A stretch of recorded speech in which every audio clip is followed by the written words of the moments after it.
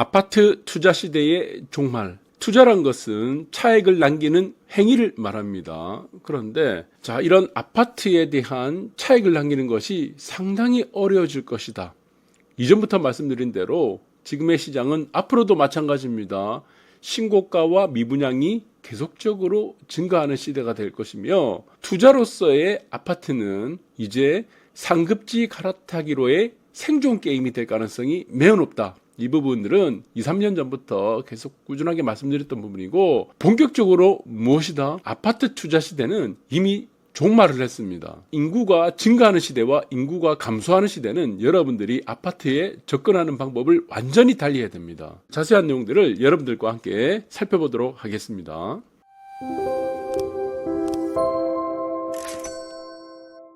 이영복 구속영장, 이 청한건설이라는 이영복 회장이 이제 구속이 됐습니다. 이거 옛날 기사입니다.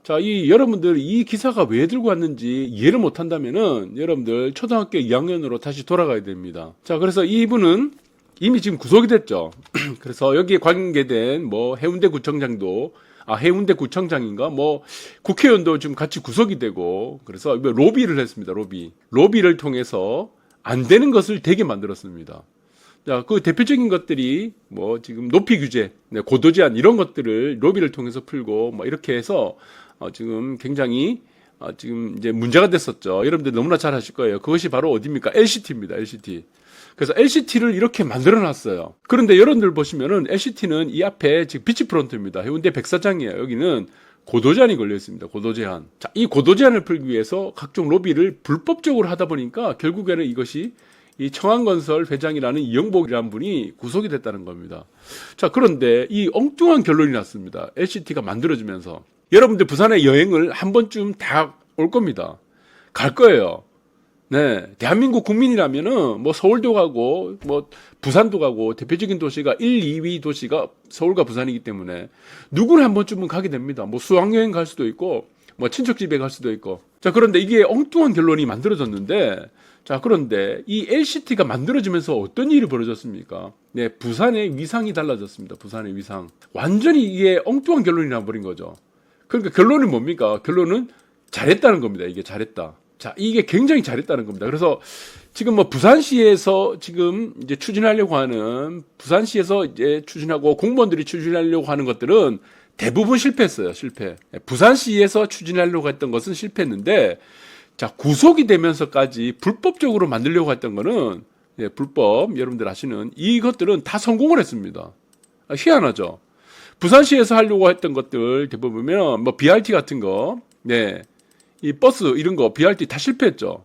교통만 더 막혀버리고. 근데 어찌된 일인데 좀 희한합니다. 그래서 여러분들이 이 사건을 보면서 좀 깨달아야 될 게 많습니다. 이건 뭡니까? 부동산 사건이죠, 사실은. 대표적인 부동산 사건이고, 그리고 불법에 의한 아파트를 지었던 대표적인 사건이다. 그런데 이 사건에 여러분들이 지금 양해 효과가 굉장히 많고 굉장히 좋았던 결론을 만들어내다 보니까 이제 서울시에서도 이것이 어떤 벤치마킹이 된 것 같아요. 벤치마킹. 그러니까 여의도에 보니까 350m 초고층 들어선대. 그래서 이거는 사실은 LCT가 굉장히 영향을 줬다고 봅니다. 저는 지금 오세훈 시장하고 여러분들 아시겠지만, 박형중 시장하고 이 친구예요. 굉장히 친해요. 그래서 세 명 저 만난 적이 있습니다. 이거 모르는 사람 자꾸 저한테 물어보는데 이 세 명이서 만나서 막 얘기를 했습니다.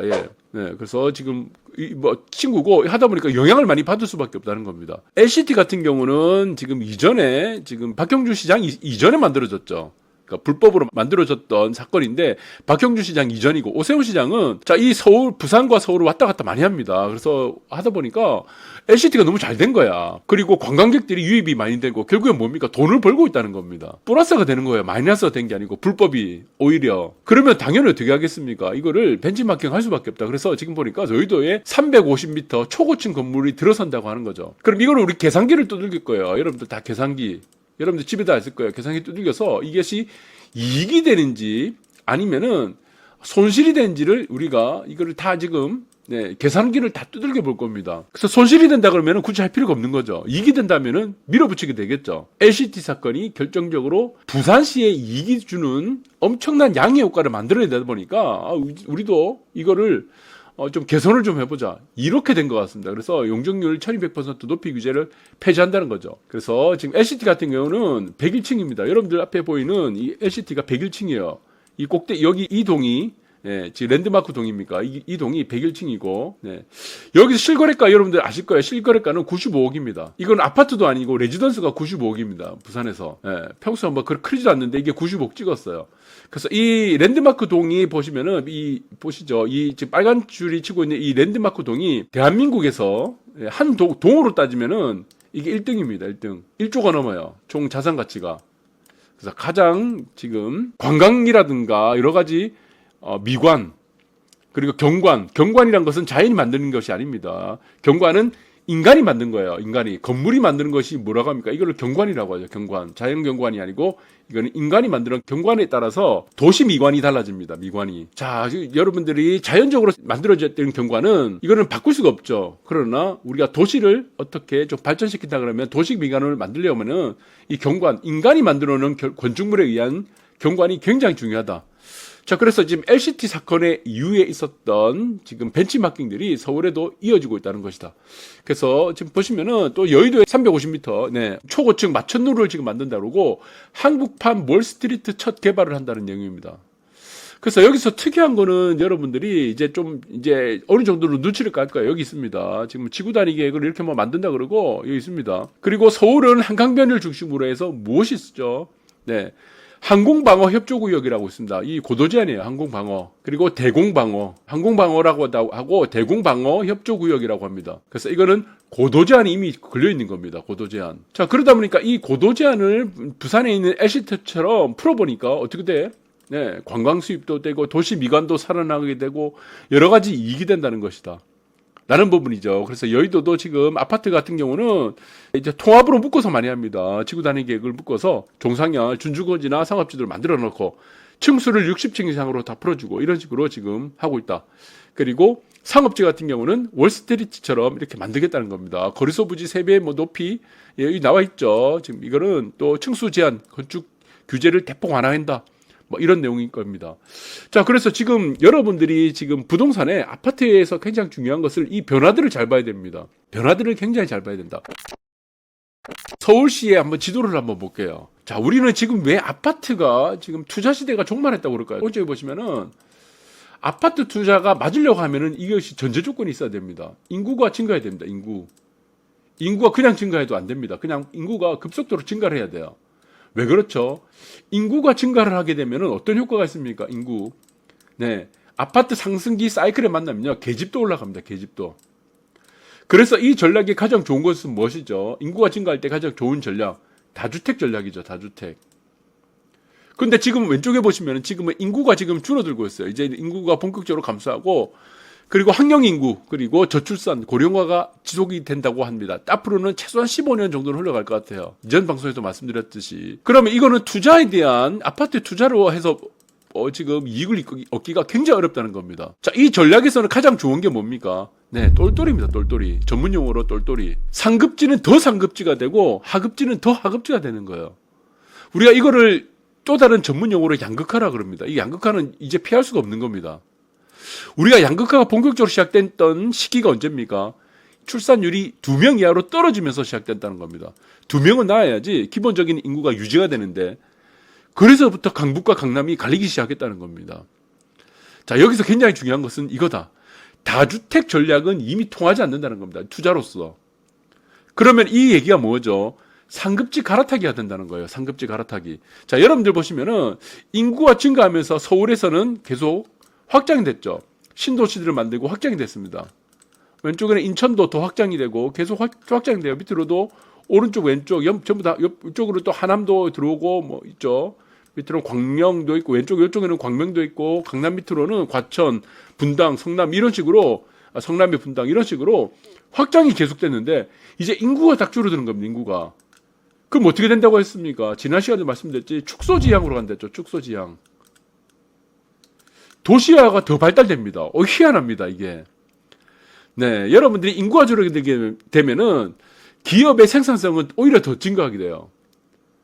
기계를 도입하고 자동화 설비를 늘리기 때문에 생산성은 올라가게 되고 임금이 또 올라가게 됩니다.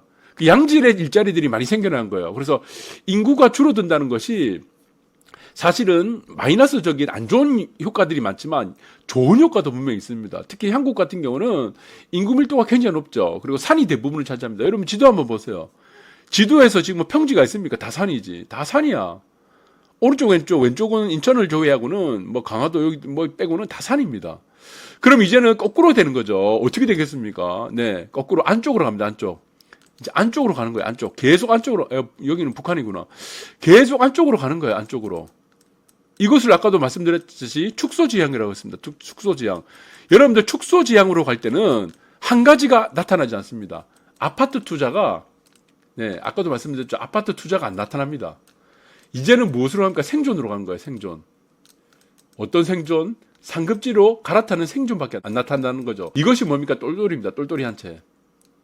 그러니까 이 여기서 살아남는 여러분들 보시면은 상급지는 더욱 상급지가 되기 때문에 신고가는 계속 나타난다는 겁니다. 그런데 여기서 상급지가 아닌 곳들이 입지가 조금 떨어지는 곳은 계속 미분양이 나타나는 거예요. 계속 미분양이. 그래서 제가 한 2년 전부터 1년 전부터 계속 말씀드린 것이 작년부터 지속적으로 말씀드린 것이 신고가와 미분양 시대라고 계속 말씀드린 거예요. 이 부분입니다. 그런데 여기서 중요한 게 이거죠. 자, 여러분들 오세훈 시장이 왜 지금 여의도에 이렇게 개발한다고 하는 거죠? 여의도에. 네, 마천루를 개발한다고 그러고 지금 그리고 LCT 같은 경우는 왜 여기다 만들어지니까 대박이 돼 버렸습니까? 여기다 만들어 놓으니까 이 한 동짜리가 대한민국에서 시가총액이 1등이에요. 일단 한 동으로 따졌을 때 아파트 한 동, 아파트가 몇 동이 됩니까? 대한민국에. 그 중에서 1등이 돼 버렸어요.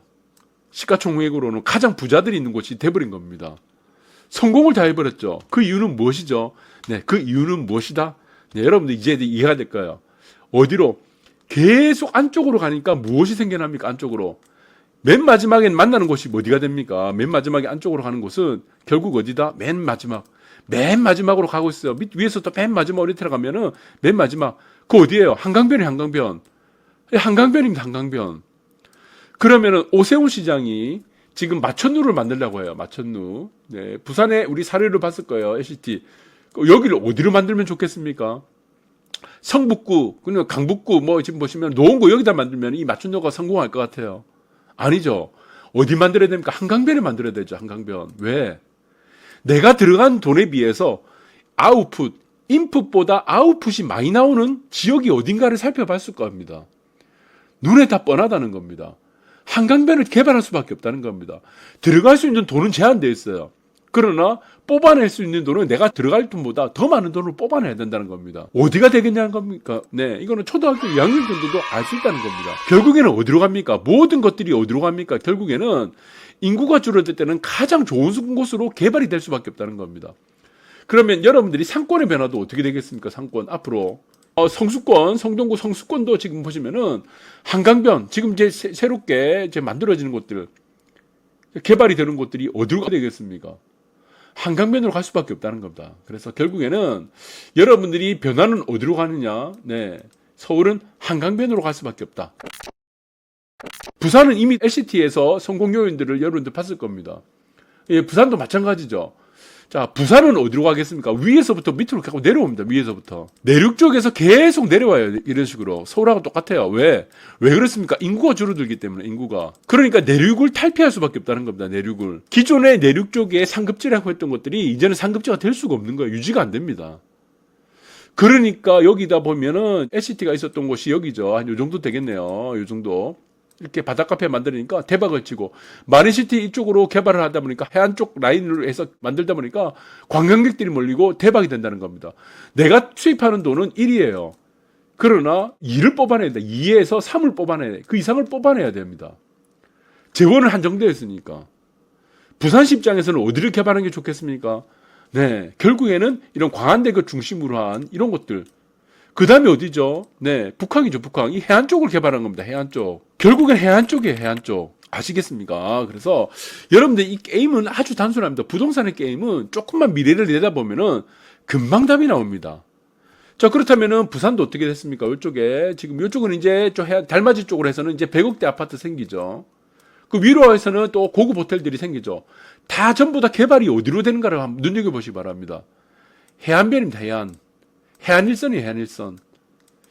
서울은 어디로 갑니까? 한강변입니다. 한강변. 왜 이렇게 개발이 될 수밖에 없죠? 개발하려고 하는 사람들, 서울시, 부산시에 있는 행정을 하는 사람들, 시장들, 그 사람들은 바보가 아니라는 겁니다. 내가 투입하는 돈보다 더 많은 이윤을 뽑아내려면은 되는 곳에 할 수밖에 없다는 것이다. 재원이 한정되어 있기 때문에. 자, 이 부분들이 결국에는 아파트에도 영향을 미칩니다. 아파트에도. 그 아파트에 영향을 미치고 나면은 그 다음에 무엇을 또 영향을 줍니까? 상권에 영향을 주는 거예요. 그러니까 한강변이 먼저 개발되기 전에 지금 부산에 있는 해안변이 먼저 개발되다 보니까 해안변의 상권이 달라지게 된 겁니다. 완전히 달라지게 된 거예요. 이걸 본 겁니다. 서울도 이것을 안 볼 수가 없는 거예요. 자, 결국에는 서울도 어떻게 되느냐. 네. 모두 다 이제는 안쪽으로 가려고 한다. 안쪽으로. 결국에 만나는 곳은 어디냐? 한강변일 수밖에 없다. 한강변. 그래서 모든 개발은 무엇이다? 네, 한강변. 그리고 마찬가지지만 부동산은 무엇의 게임이죠? 부동산은 개발이 되냐 안 되냐의 게임입니다. 개발이 됐을 때의 이윤. 그것이 바로 무엇이다? 부동산 투자입니다. 자, 여러분들이 그 부분들을 잘 살펴보시기 바라고, 그리고 인구가 늘어난 시기에서는 다주택 전략이 맞지만 지금은 무엇이죠? 상급지로 갈아타는 생존 게임이에요. 인구가 늘어나지 않으면요, 다주택 전략은 의미가 없습니다. 그래서 신고가 미분양이 함께 나타나는 공존하는 시대가 될 수밖에 없다는 부분들을 여러분들이 잘 되새기고, 앞으로의 투자 전략, 앞으로의 변화들, 앞으로의 부동산의 패러다임이 어떻게 옮겨지는지를 여러분들이 잘 살펴보시기 바라겠습니다. 감사합니다.